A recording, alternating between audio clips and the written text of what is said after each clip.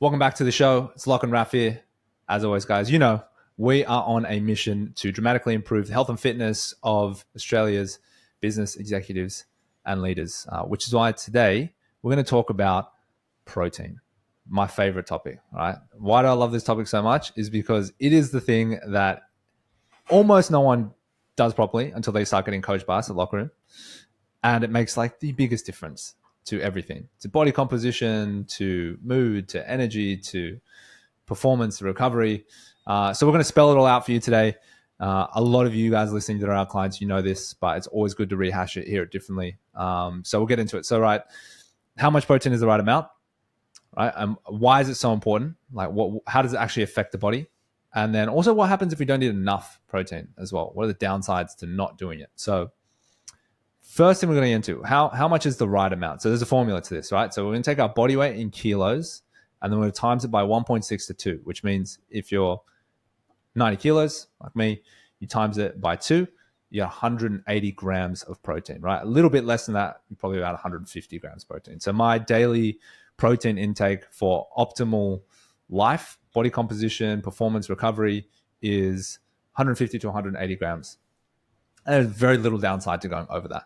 In fact, there might even be some slight upside according to the research, but we won't go into that today. Now, what that could look like realistically in a day for me.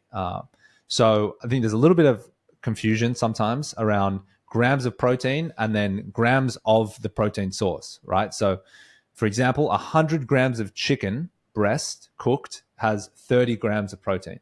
So if I was to give you an example of my day to hit roughly 180 grams of protein, that would look like 300 grams of chicken breast, one protein shake with milk, 200 grams of white fish, and then 2 slices of bread with 3 eggs. Not that much, but you know, every single day, consistently for the rest of my life, yeah, it takes practice, right? Yeah. And that's an example of one day, right? So you can see how supplements make up a part of this to hit that number.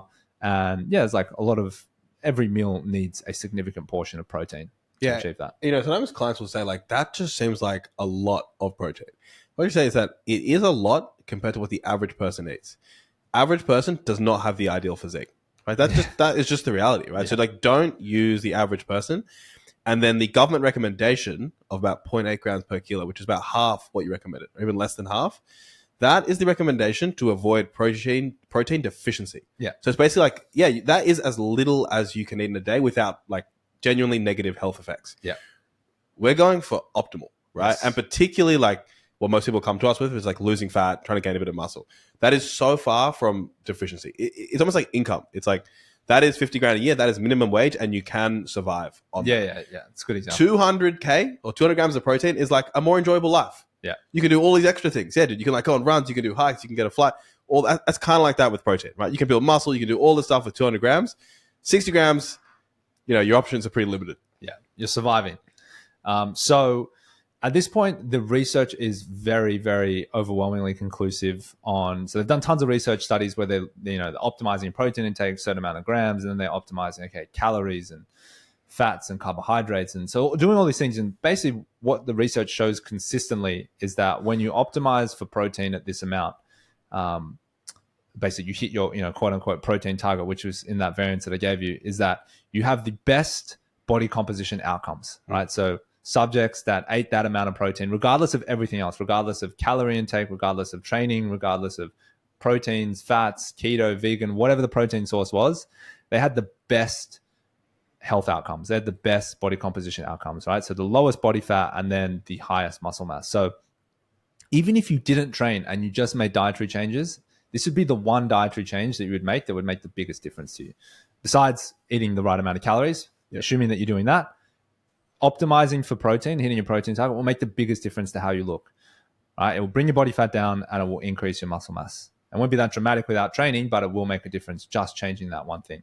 So that's how important it is. So the reason it works and some of these benefits can be broken down into, well, one, it generally has the highest TEF, the thermic effect of food, right? In order for your body to break down protein, it has to work the hardest to break down fish, chicken, beef, vegetable sources, protein, whole grain sources, protein, dairy sources, protein. Body has to work the hardest, which means you're stimulating your metabolism the most. You're burning more calories to consume protein. Has the highest satiety out of any macronutrient, which means when you consume protein, you feel fuller for longer, right, compared to anything else. That's why when you eat, salt and fat and carbohydrates together, bag of chips, you feel like you can eat it nonstop. Eating a certain amount of chicken breast, eventually you're like, I can't eat any more chicken breast. It happens pretty quickly. Eventually, it's a couple bites. It does fill you up quick. Things that are very high in protein are extremely filling. Very filling. Yeah. And then obviously it retains and builds muscle mass. It helps to lose mostly. So when you're in a weight loss phase, it's going to keep that muscle mass on. And then it is the building blocks of every single structure in your body. Every single tissue is made up of proteins. And if you're not eating enough protein, obviously you're going to be really hindering your body's ability to recover and build new tissue, especially muscle mass. I think I know the perfect studies for this haven't been done yet, but this is definitely an issue with the weight loss drugs, which is when people they're on the weight loss drugs and they're like, put them on the weight loss drug and they lost a whole bunch of muscle. But there's no mention to how much protein they were eating on that diet, right? And there's, every chance that if you take a weight loss drug and you eat virtually no protein in your diet or under 50 grams a day, you're probably going to lose a whole host of muscle. Yeah. And if you're not hungry, pretty good chance you're going to skip out on a lot of the really filling protein foods as well. Yeah. Right. So it's something that is unbelievably important. And all the time, whenever I hear they did this diet and this went well, and this diet and this went well so much, I'm just like, well, that just has come down to the protein on that diet. Mm. We had a female client once, and she was telling me about, I remember first speaking to her when she signed up about eating more protein and telling her what it would look like and gave her an example. And she's like, oh, that's crazy. I would never eat that much protein. It's insane.